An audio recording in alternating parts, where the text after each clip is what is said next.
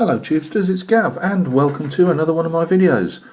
Today it's a quick review of some Aventine Miniatures Successor State Infantry.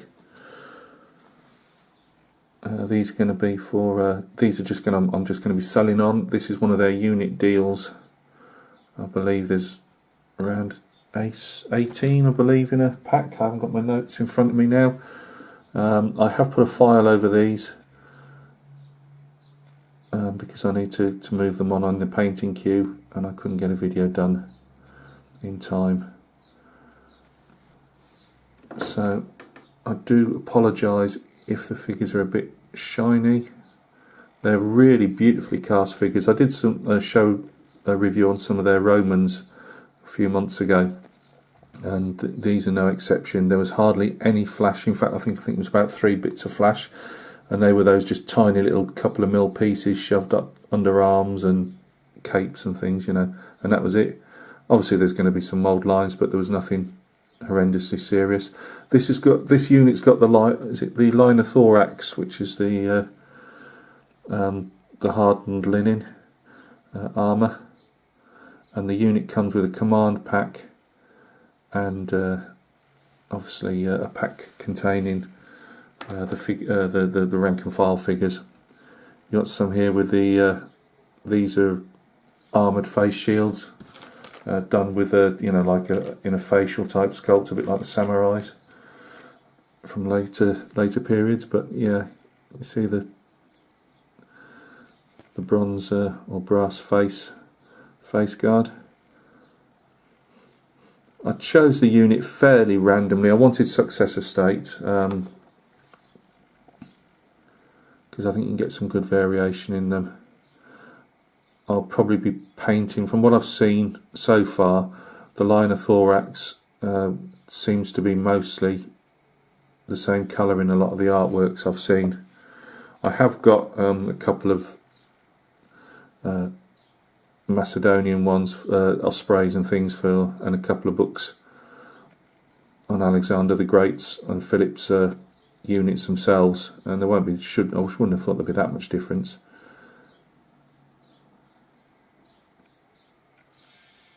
But I've had my eye on doing a unit or two of these for a while.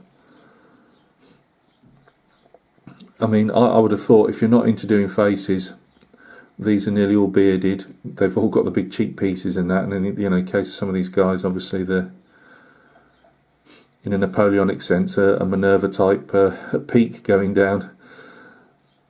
They've all got the shin guards, greaves I should say. Greaves, shin guards, whatever. But I just think these should be make a nice little colourful unit. I think I'll do the actual linen underneath that they're wearing in different colours. Now they don't come with any pikes or spears, whatever you want to put with the unit. You have to buy those separately. They do come with the smaller shields that these pikemen tended to carry, which I'll show you a sample in a minute. But again, there's a load, in this little unit alone, there's tons of variety.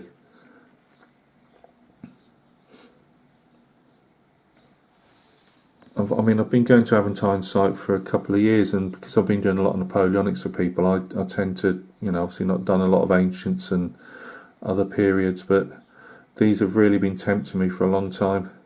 I even did contemplate starting a unit, an army of my own of these successors, and I thought, no, Gav, what are you doing? Because it won't get farther than 2 or 3 units, as it always does with me. So it's just easier to paint for other people.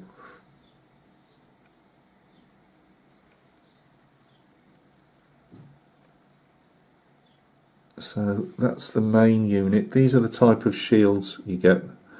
Now I'll show you the transfers I bought at the same time with these guys. You've got the little clip to obviously go around the arm. It's still not tight.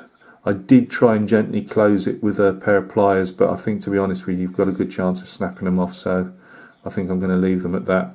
I'm going to probably, I've just checked putting the shields on the arms, just loose fitting, and I think I'll probably prime and paint these separately, just because they're quite close to the body, and I'm going to end up with bits of nice shiny metal showing.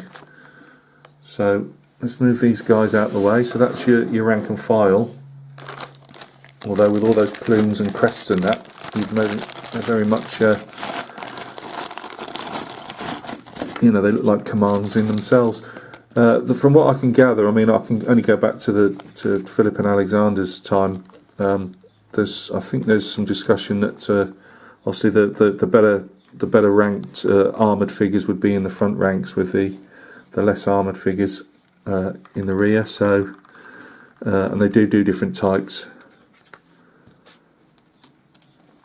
Now, right, let's have a quick see. You get a couple of, to go with these guys, you get a couple of white metal spears, which obviously have these, you attach them for the banner. I've also bought some transfers for the banner, so I've got two of those.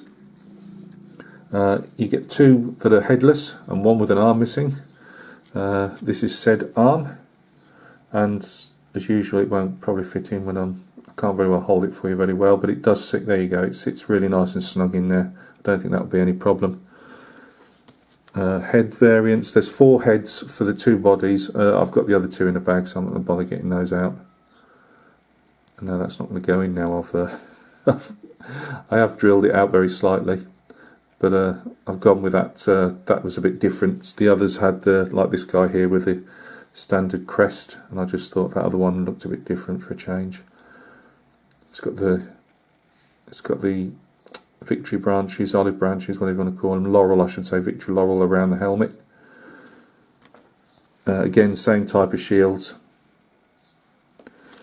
but again, these I'd imagine you put metal cuirass and some nice cloaks to do something with, colour wise and designs and things.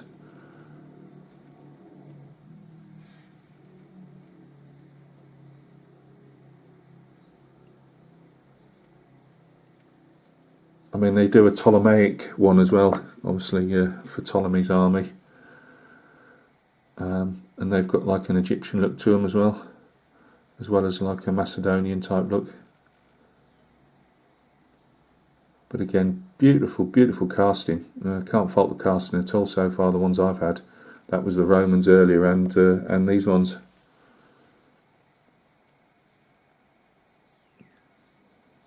Very slight pitting on a couple of the cloaks, but you know, again, nothing that you can either, you know, not bother with, or just put a bit of plastic putty over, rubber light sanding stick over it, and Bob's your uncle. And then you've got the obligatory cornet player, whatever you want to call him, musician. So there you go, guys. That's my Aventine Miniatures collection, unit, I should say, for they're the banners I'm going to be using from Little Big Man Studios. I haven't decided which one yet, but as I've got red shields, which are red with silver on them. Again, this is a subject I know very little about. I've got no Successor state books at all. I've just got a couple of Alexander the Great, you know, earlier period books, but you know, I'm sure I'll muddle through. Guys, thank you very much for stopping by and taking a look at this video. I would highly recommend these figures. I've got no, obviously, attachment to the company. I've bought these myself, but I would highly recommend them. I think they're very, very well cast, very clean cast. You will get some mould lines on them. At the end of the day, they're cast figures. You are going to get that, but that you haven't got those great Wall of China type mould lines that you can get on some figures. And the mould lines aren't in massive, to say there's a lot of detail on these figures, there's not a lot of mould lines that are going to get in the way for when you clean them up, you know, you destroy detail.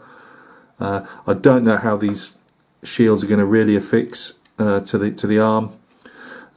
We all know the trouble with shields and putting them on arms and dropping them off. So, you know, whether these are any different, I don't know. Not until I've put them together. But it's just something that we've all got to overcome, unfortunately, with shields, and you know, they tend to sometimes come off the arms. So guys, thank you very much for stopping by and taking a look. I wish you all the best with your projects, and we will see each other soon on another video. Cheers.